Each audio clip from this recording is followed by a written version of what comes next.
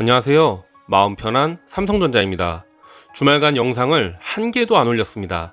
아내가 저번 주 금요일 얀센 백신을 맞았는데 열도 오르고 컨디션도 좋지 않았는데요.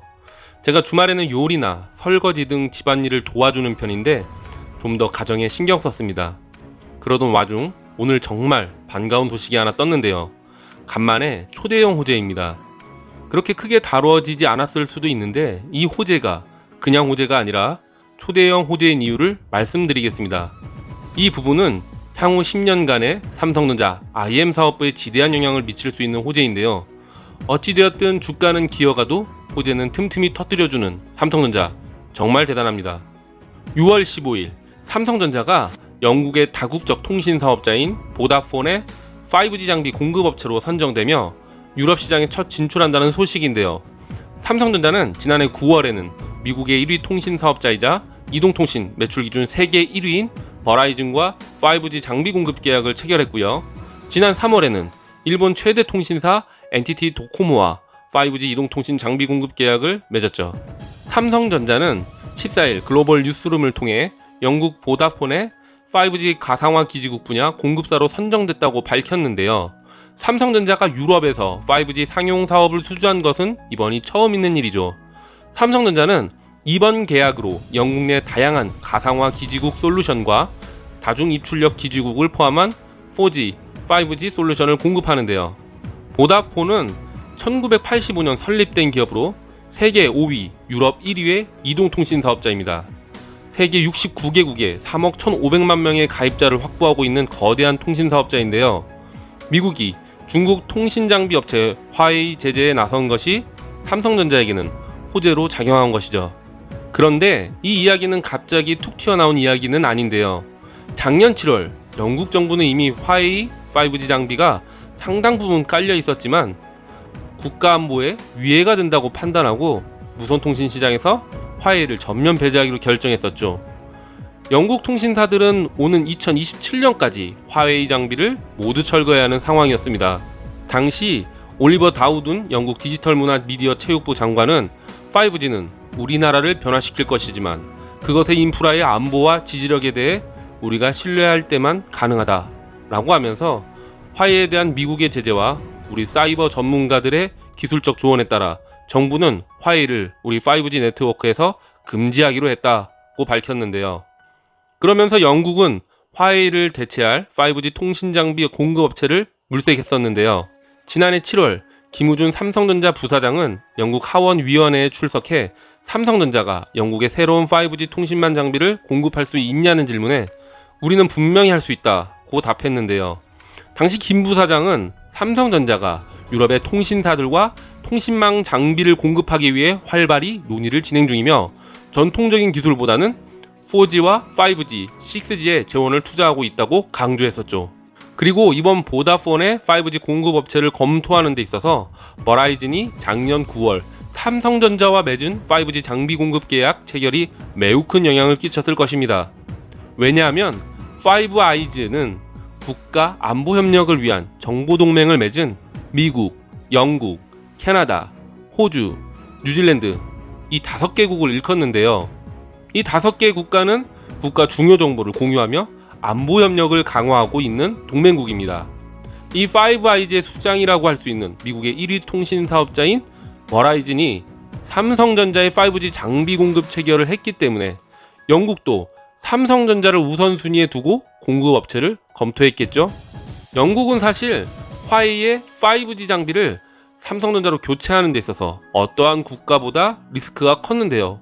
기존 4G까지 화웨이 장비를 쓰고 있었기에 4G와 5G 연동의 문제로 5G 장비를 교체하려면 4G 장비까지 같이 교체해야 되는 엄청난 소요인 것이죠.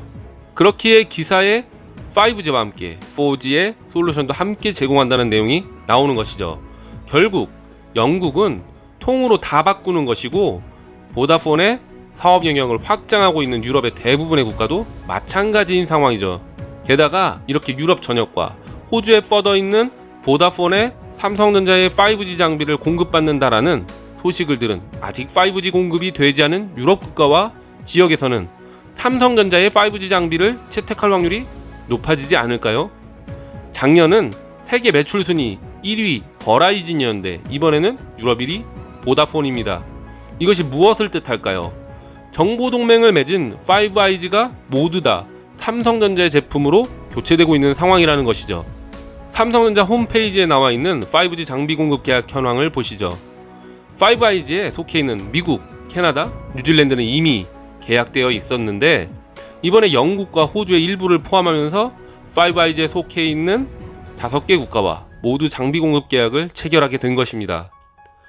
이것은 기업과 기업 간의 단순한 장비 공급 계약으로 치부하시면 안 됩니다. 5아이즈에 속해 있는 국가들이 삼성전자를 선택했기 때문에 유럽의 화웨이 장비를 쓰는 주요국들도 이제 삼성전자를 고민할 수 있다는 것입니다. 더 크게 보면 유럽, 아니 세계 전역에서 삼성전자의 점유율이 높아질 수 있는 엄청난 호재입니다. 이번 계약으로 삼성전자가 노키아, 에릭슨, 화웨이 등이 다수를 점한 유럽 통신장비 시장에서 유럽 진출 교두보를 확보한 것이죠. 사실 화웨이 다음으로 많은 5G 통신기술 특허를 보유한 삼성전자는 그 기술력에 비해 점유율은 세계 5위로 저평가되어 있는데요. 이번 기회에 점유율 확대는 물론 5G 장비가 깔린 그 영역만큼이나 10년 후가 될지 모르지만 6G에 있어서도 좋은 여건에서 경쟁할 수 있는 것입니다. 화웨이가 5G 점유율을 쉽게 가져갈 수 있었던 이유 중에 하나는 바로 4G의 점유율이 높았었다는 것이죠. 전 통신 세대와의 연동성이 중요하기에 화웨이는 더 선전할 수 있었던 것입니다. 그러므로 삼성전자가 이제 화웨이가 들어가 있던 곳을 채운다는 것은 지금 5G는 물론 과거의 3G, 4G까지도 같이 채운다는 것이죠. 이미 이번 계약을 통해 세계 1위 버라이즌, 일본 1위 NTT 도코모, 유럽 1위 보다폰과 장비 공급 계약을 한 삼성전자의 IM 사업부는 2027년까지 미친듯이 바쁠 예정입니다. 아무래도 사업 규모가 이렇게 커졌으니 IM 사업부의 전문 인력이 증원되지 않을까 싶은데요. 사업이 잘 진행되어 향후 6G는 삼성전자가 세계 선두에서 시작했으면 좋겠습니다. 구독자 여러분들, 요즘 날씨가 점점 무더워지고 있는데 삼성전자도 시원하게 올라가지 못하고 지지부진하게 횡보하고 있어서 답답하시죠? 횡보가 길어지면 길어질수록 호재가 쌓이면 쌓일수록 더 높게 올라가기 위해 힘을 축적하고 있는 상황이라고 생각하시고 시황에 휘둘리지 마시기 바랍니다. 저는 최근 잘못된 식습관과 생활로 목이 많이 상했는데요.